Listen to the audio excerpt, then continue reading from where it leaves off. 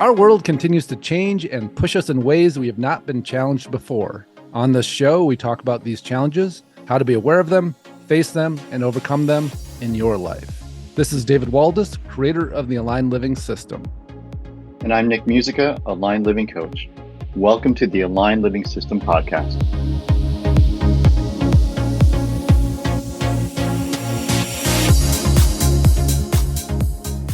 Welcome to another episode of the Aligned Living System Podcast. I'm David here with Nick Musica. Today's topic is balancing being of service with the question of what do I want out of this? You know, it's interesting how easy it is when we get focused on service to get so much out of providing the service that we don't ask that question. You know, what's in it for me? What do I want out of it? In fact, just the essence of that question can make us feel like we're not being of service. And so kind of setting this up a little bit, we talked a lot about the idea of primary gifts versus secondary gifts on here. And those primary gifts are those things that, you know, probably got trained out of us, but as we get in touch with them, they're really where our greatest fulfillment is. They're the things that are, you know, generally service related, like they support other people. They have some level of assistance and help, of being a change agent, of really providing something that makes things better for other people, and hopefully for ourselves as well. You know, particularly when we start to look at the questions that we're looking at today. And so, you know, when we're in that, there's this innate quality of it that it just feels so good to give. There's this natural level of fulfillment, and I think that comes with a trap of, do we allow something to reciprocate? Meaning, what is it that I want to gain from this? Whether it's financial, whether it's the qualities of the relationship that you're engaging with, whether it's you know, how you're seen and appreciated.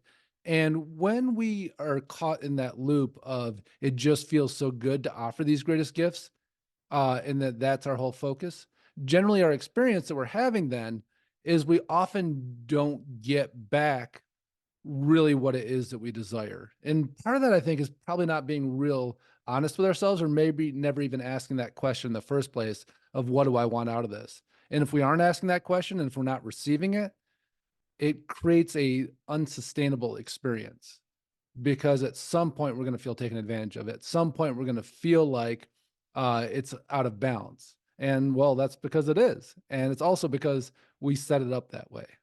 Awesome. So welcome, Nick. Howdy, David. Good morning. Good morning. So Yeah, we're it's essentially talking about what's in it for me from a healthy what's in it for perspective. me. Yeah. Yeah. And it's interesting, you know, as you're listening to this, how did that feel, that question, when we go, you know, well, what's in it for me? Was there a cringe inside you thinking about asking that question? Was there like, yeah, what is in it for me? Or was there like well, geez, I never thought about asking, you know, Yeah. go ahead. And I think it has to go beyond feel good, Mm-hmm. right? Because there's a lot of what we're talking about where but it makes me feel good. Well, Right. great. But there's probably got to be more to it. It's got to support you. Mm-hmm. You need to be able to do it more than once. It needs to be sustainable. Yeah. Which So, means that it needs to be balanced. Right. Yeah. So what are you looking to? Another question to ask is, other than what's in it for me, is what are you looking to achieve by doing X? Mm-hmm. Mm-hmm. Yeah. Right. Like, well, I just want to feel good and give my gift away. Yeah. Okay. And there's that innate impulse, I think, that happens for most of us. You know, like there's a lot of empaths that listen to this, right? You know, it's something that we both, you know, traits we both have, in strong ways in our lives. And, Yeah. you know, we were actually chatting for a while about our lives prior to this, and the idea of how kind of instinctual that has been for us, and the areas where we've worked through it, the areas maybe where we're still struggling with it. And maybe struggling is not the right word, but we're watching it surface and going, oh, you know, what does my shape look like in this situation? And I like it from that perspective, because when we go, what's in it for me? It sounds like, you know, people can interpret that as selfish. People can interpret Mm-hmm. that as self-serving. But when we look at it as shape and go, you know, what is the shape of my energy that I'm bringing here? Is it like this concave thing where I'm just going, you know what, I'm going to offer you everything that I have, and you in return can give me the opportunity to do that, or you can, I just enjoy helping you, or I enjoy connecting with you. And that concave shape, I think that a lot of us that are empathic, tend to have that. It can have a lot to do with our childhood, about, how much, we were given things that were really treated as special, versus you get the scraps, versus, like, was your experience growing up one where you were put in situations where you expected to be kind of treated as first, or were you in a situation where you expected to be treated as second or third or Mm-hmm. fourth? And when we grow up in those patterns, it gets so kind of ingrained in us, and it shows up in our energy. It shows up in how we show up, and it trains other people how to treat us. Mm-hmm. And, we can get mad at other people for feeling like, oh, they're really taking advantage of me. They're not giving back to the same level that I'm giving. Mm-hmm. And sure, you know, there's a lot of victimhood in that, which, I think has its own dangers. But there's also this opportunity for ownership that goes, gosh, you know what? I'm somebody that maybe I'm just a little too comfortable being put second. Maybe I'm just a little too comfortable, letting other people get what they want out of this, but not really getting in touch, almost like it's a bad thing for me to get in touch with what I want out of this. Mm-hmm. Mm-hmm. We were talking prior about a negotiating acronym, which is BATNA. So when there's certainly not a professional negotiator, also I need to get contracts and all that fun stuff as a someone who owns their own business. But the basic premise of the BATNA is, when you go in, it's best alternative to negotiate agreement. So when you go into any agreement, you're clear about what you want to walk out with. Mm-hmm. What are your interests? How do they get met? And then you have this best alternative to that, which is, if I don't get all the things I want on my list, I'm okay with moving these two things around, or offering something else, or whatever it may be. But that's the lowest you're going to go. That's the alternative to the ideal. Mm-hmm. And I don't think a lot of people keep that type of framework in mind when they just want to feel good about something. It just doesn't exist. Right. Yeah. And it is that framework that we're coming in with or without. Right. I think so many of us, when we're offering service or something service related, whether it's in friendships and relationships, whether it's in business, whether it's in, family dynamics, that when we're in that place where it's the thing that we love to offer the most, as I was saying, like, I guess that was the intro, right? There's such an intrinsic value to it Sure. that, you know, and this is funny to me too, because I've set up my life now where most of what I do is offer my greatest gifts. Like, most of what I do is get to work in this intuitive zone, in this psychic zone, energetic work, where it's really where I spend the majority of my time. Mm-hmm. And so, for me, like, I've had to really learn, and there's areas where I'm way better at it than others, to make that a priority of going, well, I can't spend the majority of my time in my gifts that feel so good to give without having something come back too, right? It's how I make a living. It's how, I mean, it's also part of my close relationships. It's not like that's what they're based on, but when you're in that intuitive state, kind of always, like, it's an element of it. And so how do the intentionality, I think, that I've had to step into, and really finding myself continuing to learn about it in my own life, of prioritizing that, so that I am finding that balance, so that I'm not finding myself just, feeling worn out and kind of imbalanced. Mm-hmm. So maybe, right, in that case, the willingness to help, and I work with this on my side too, with the online marketing stuff, Mm-hmm. right? When there's someone comes over to me, and I know they don't have the budget, and I Right. want to be helpful, but I don't want to make a problem for myself either. Yeah. And so there's a certain amount I can offer, and Mm-hmm. and Mm-hmm. and the idea is being very clear about what you can offer. And Right. if someone says, well, that sounds great, but what I'm really looking for is X, Y, and Z, and it's like, Mm-hmm. what I can offer is the first thing I said. Right, is right. Yeah, holding right. that line, right? Yeah, yeah. Or else then I And find myself it's a slippery slope because I want to be helpful, and mhm, then mhm. and now it's sucking up my time, and now I'm not giving clients the time that they deserve, that they paid for. Yeah, I'm yeah. working until 7 and still 5, right? And so that at some point it just doesn't work. Going back to sustainable, it doesn't Mhm, work. mhm. Yeah, and it's funny too, because if you think about the people in your life that you interact with regularly, I bet you would go, I can tell exactly who I would feel comfortable asking for an additional favor, asking to give more of themselves than maybe the person next to them. And so what is it about them? And sure, you could say, well, that one person's kind of a dick, so I know they wouldn't do it. But there's also people that are very kind and giving that have just a clear boundary, a clear shape to them that says, yeah, I wouldn't feel comfortable, or if I did, I'd want to make sure that I was making it of value to them because I honor them and I value their time. And I really believe that that's a direct reflection of them honoring themselves and honoring their own time. And when we don't honor ourselves and our own time that way and our own gifts, of course, other people are just going to ask us for them. And, I've seen this a lot with clients, like, this client I'm thinking of that started to become pretty well known. And, it was weird to them because, they had several successful books. They had, like just a really big following. And they talked about being out at at a coffee shop or something, and somebody recognizing them and going, "Oh my God, I'd love to bend your ear. Can I sit with you?"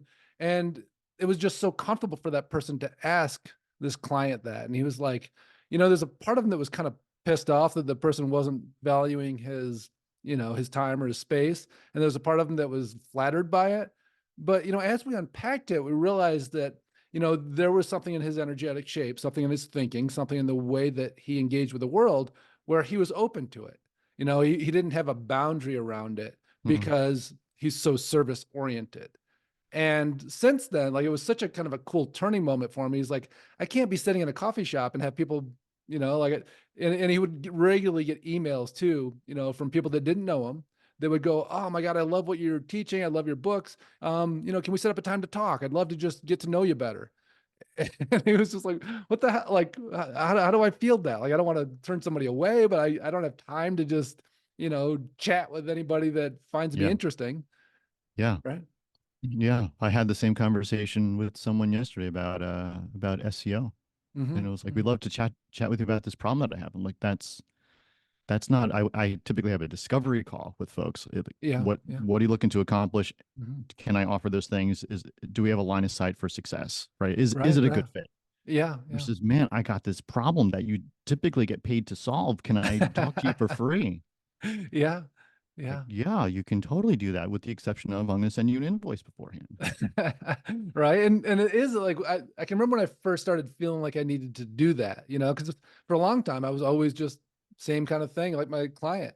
And then at a certain point I was like, gosh, like, I only have so much energy to give. I got to start protecting that. And it Yes. needs to come back and reciprocate more than this feels good. And that client that I was talking about, like, he doesn't have that happen anymore. And the only thing that changed in him was his internal thinking and him getting really clear with himself about why he had to have that boundary and how he had to see and hold himself in order for that boundary to be present for other people to feel. And now, like, if somebody wanted something from him, like, it would be a big thing for them to come to him. And not because he's more well known. Um, in fact, what he's doing right now is giving him less exposure, but there's a very different experience of him. And Yeah. and so, Yeah. if you're listening and you're thinking, gosh, I find that so relatable. I think that work really it's an internal job. And we start to think about, like, well, I need to show up, and I need to be able to tell people no. I need to be able to set my boundaries. And well, sure, but when we do it internally, like, it happens for us. And so, yeah, I mean, it's an interesting thing to think about, like, well, how do we do it internally? How do we do it energetically? And I think the answer really is, it just comes from having a deep understanding and valuing that question of what's in it for me, and Hmm. not from not from a place of um you know selfishness, but from actually in a place of honoring your own gifts, honoring what you bring, and realizing it's important to me to be intentional in where I put my energy, and it's intention. And part of that too is for it to feed me back, so I have the energy to keep doing this. And then it's about feeling balanced and solid in my life, and showing up in a way where I feel good and the people I'm engaging with feel good. And it's Yeah. this win-win, as opposed to, like win-win at first and then depleted and somebody's kind of walking away with the treasure, as opposed to this balanced thing. Now, you didn't say it, but what I heard was, I mean, the whole work world is talking about burnout, Yeah. aka giving too much for too long. Yeah. Yeah. And then we find ourselves in a place of being totally depleted. Yeah. And right, that's corporate, right? I mean, that's Yeah, that is. basically what they say is, we need more out of less. We're Yep. we're cutting back on our employees. Oh, so what are they gonna do with their caseload? Well, that's gonna stay the same. Hmm. Our workload's gonna stay the Yeah. same. Yeah. I was talking to someone the other day, and they said, so our budget got slashed to a quarter of what it was, but my goals doubled. Yeah. That math is going to work out. Yeah. Uh-huh. Right. Yeah. Yeah. Sure. And I think, there's a lot of entrepreneurs that listen to this too. And this isn't just about our work life. It's about our home life. It's about our Yeah. Yeah. relationships. And I think that, at a work life, we might be easier for us to go like, well, what does the job pay? But if we're self-employed and we're always in this kind of gray area with people, Hmm. or, we're meeting with potential clients, and then really, I mean, close relationships is a big place. And when we start to get honest with ourselves with our close relationships, of that question of, are they in balance? Am I getting what I want out of it as much as the other people are getting what they want out of it? That becomes a really interesting area to explore and ask ourselves, how do I need to adjust? And for those of us that are the overgivers, it can be a very challenging thing. And I think whenever we come to a realization, like, as I'm talking about this, or as we're talking about this, you may be thinking like, gosh, this is kind of making me feel a little nauseous, because I'm seeing the areas of my life where I do that. you know, there's a tendency for us to want to make an abrupt shift and change and go, fuck that. I am not doing that anymore. Versus the idea of, you know what, this is how I've been walking through life. And so how do I scale that back a little bit? How do I start to retrain myself and the people in my life, for this to be a little bit different? And it doesn't have to Hmm. be this abrupt, maybe even anger based or frustration based. Hmm. And the deeper we own our role in it and realizing how we've set it up ourselves, and even ultimately how we've been set up to do it, because so much of this is from our childhood. So much of this is what we grew up in and what we expected and how we were going to be treated and how we treated others and what was the balance versus the imbalance. And Hmm. so when we bring that all to present day and really work through it, resolve it inside of ourselves so we can make the corrections, bring things back into balance, like there's great opportunities with new relationships to rebalance that. And at the same time, existing relationships are important to us. Absolutely can. I think it has a lot to do with transparency. It all has a lot to do with seeing it as like a curve as opposed to a 90-degree vertical shift, of creating a wall that we're going to climb and go, you know what, shit's different now. And you're going to have to deal with it. That doesn't go well. And I think that we only feel comfortable doing that when we're in a place of blame or victimhood, and rather than a place of ownership of how we got here. Yeah, it's a reaction to versus I'm changing my operating system and how I choose to interact with things. Yeah, yeah, yeah, absolutely, absolutely. Yeah. Yeah, interesting stuff. So as someone who's listening to this, recognizing the behavior and their interactions and the results they've gotten from prior interactions, Mhm. and the willingness to make a change there, and the first step forward, which is always uncomfortable, Mhm, mhm. what would you suggest as a plan of action for this person? Yeah, yeah, and I think it all starts with coming to terms with it inside of ourselves, because when we have an understanding of how it formed for us, uh, you know, we, and I think that the danger area here is because I'm gonna say what I'm gonna say is about going back into our upbringing, and for most people there's an opportunity there for victimhood, and so Mm, I think that when we go back into this, we need to do it in a very matter of fact way. That we're not trying to resolve our relationship with our parents or how we feel like we were treated or not treated. We're just looking at what were the dynamics that set up this experience, and so I really recommend people journal about what was it like for you growing up? Did you feel, and again, this is how you felt, not about necessarily even what the facts are, because how you felt is what formed this, not necessarily what were the, and so maybe you can talk to your parents and they argue back and forth. You talk to a sibling, they argue back and forth. That doesn't matter right now. What we're talking about is, how did you feel that you experienced this? And so, were you prioritized? Were you put in a place where your needs were more important than others? Were you not prioritized? Were you put in a place where other people's needs were, you perceive them as more, as being set up more important than yours? And then the third part of that is, was it in balance? Maybe what were, did you grow up in a place where you actually felt like, yeah, my needs were honored, and so were my siblings, or so were other people's, and that balance. And if that's true, we're probably, you're probably not a person who's going to need to go back and journal this, right? And so, again, we're not necessarily talking about reality, but we're talking about perception. And so, I think most people perceive that there was some sort of imbalance in their childhood. And again, we don't need to talk about the reality of it. We can talk about the perception of it, because the perception is what creates our feelings and our experiences, and then our response to those, and our coping mechanisms, and how we engage and what we expect. And so, then one of two things happens. We either keep recreating that because it's what we became used to. Like, at some point we resigned to that's how things are. And then we're watching ourselves hold that shape, in our adulthood. Or there's other people that go, you know what? I was not honored, and that's bullshit. And I'm going to make sure that everybody honors me that I come across. And we do the exact opposite, because we're like, I am correcting my childhood right now by making sure that my needs come first.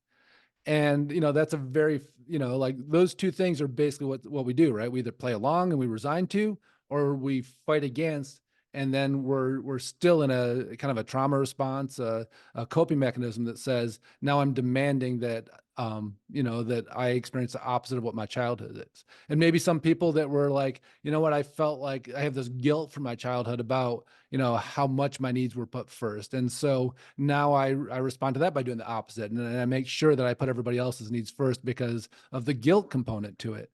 And so it's, it's so interesting how, through our perception of an experience, we either have resigned to it and keep playing along because that's the only way we keep things safe, or we're still in the battle of it, and now we're trying to do the opposite of things, trying to reconcile our childhood rather than just allowing it to come into balance. And so I think that's a great place to start, is to dissect that a little bit for yourself. And again, being really intentional not to go into blame or victimhood with it, but let's just get the facts of our feelings down. And so, if we were to just say, how did you feel? What was your response to it? We're calling that a fact because the fact is that's how you felt. It's not a fact because it's 100% true.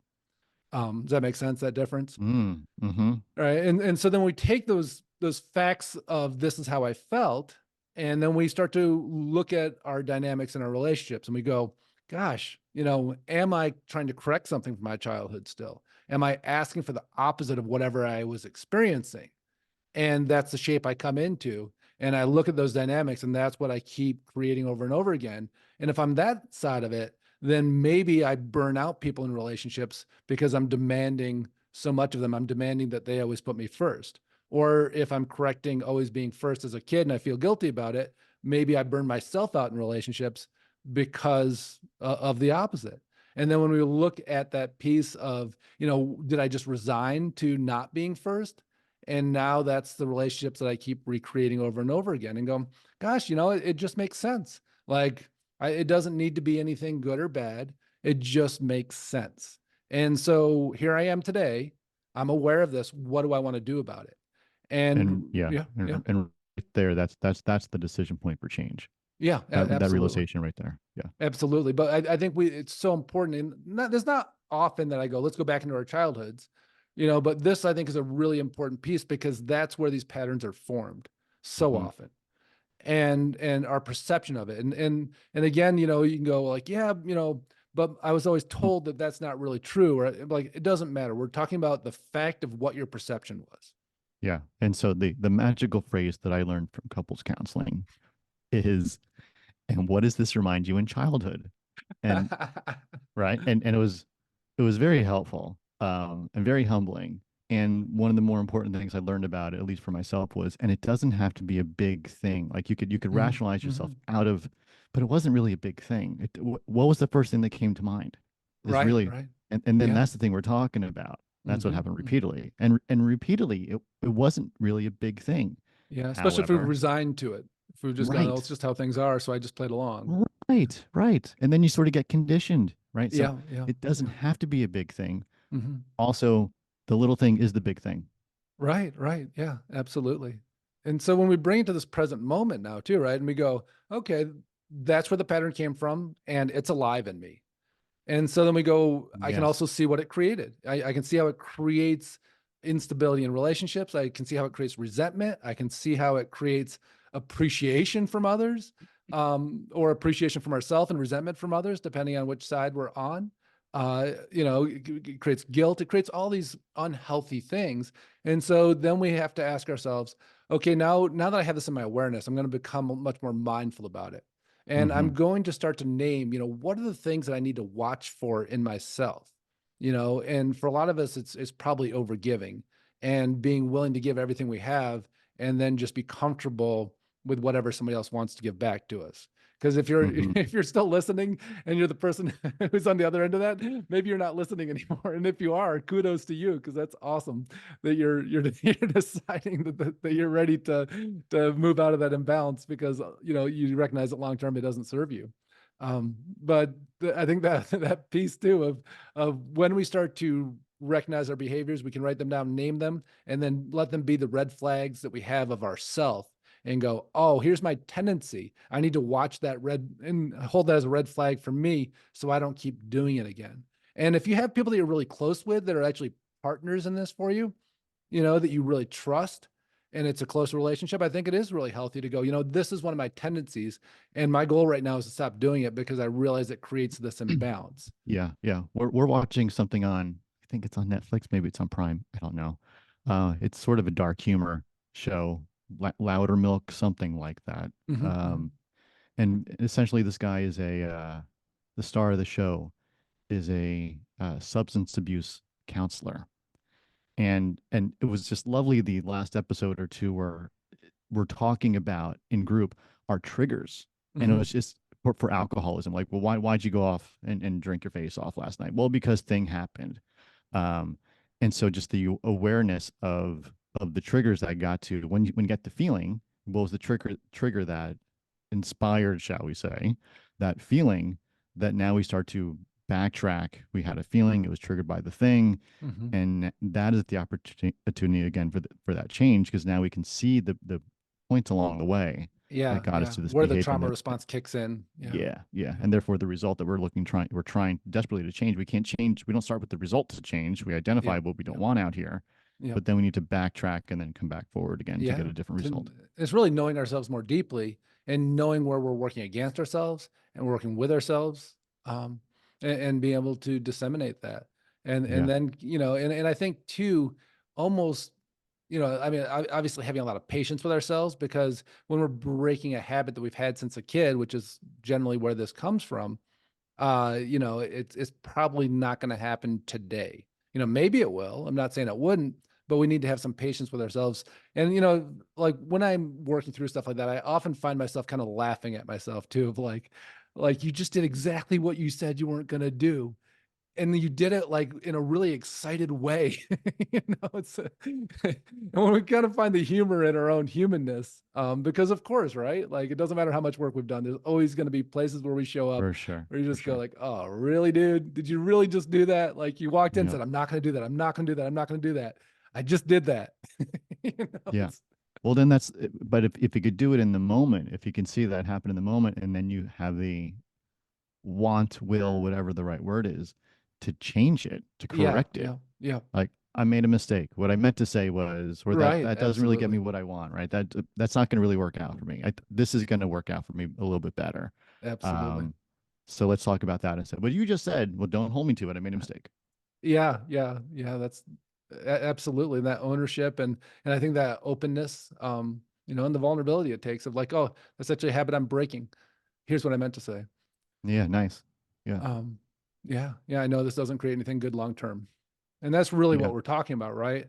Is we're Yeah. talking about these behaviors are about creating things that feel better right now, that create problems long term. Mm. And that's often a lot of what we're talking about with the aligned living stuff, right? Because we're breaking habits that don't work for us in the long run, that may feel good, that may make us, and that's what a lot of being an empath is about, is we go, oh, I'm feeling all these things. What do I do right now to make it feel better or to make it not feel bad?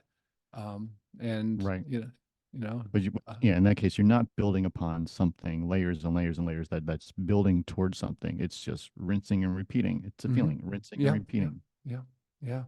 Yeah, so hopefully this is helpful for you. I mean, I think that we all have our own version of it, and you can identify Mhm. it in your life, and the angle that you're looking at it from, whether it's continuing to try to resolve something you didn't like as a kid, so you're pushing the opposite of it, or whether you're in that place where you found yourself that, like, that's how I kept myself safe as a kid, and I still do it because of that.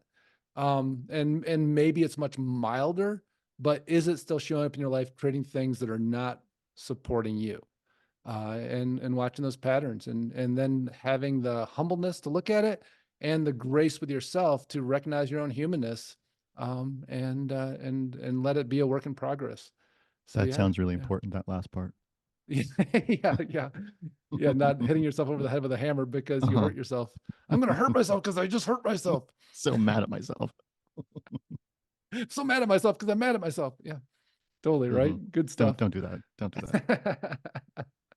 Awesome. Well, again, great to connect. And, Mhm. all this stuff linked right in with the aligned living work. And so you'll see throughout these, we keep giving links to the webpage, to davidwaldas.com, to the free courses that we have. There's a free kind of sneak peek of my book where I read through several chapters and talk about behind the scenes of it. There's just so many offerings that we have now to support you if you're wanting to kind of tiptoe into this.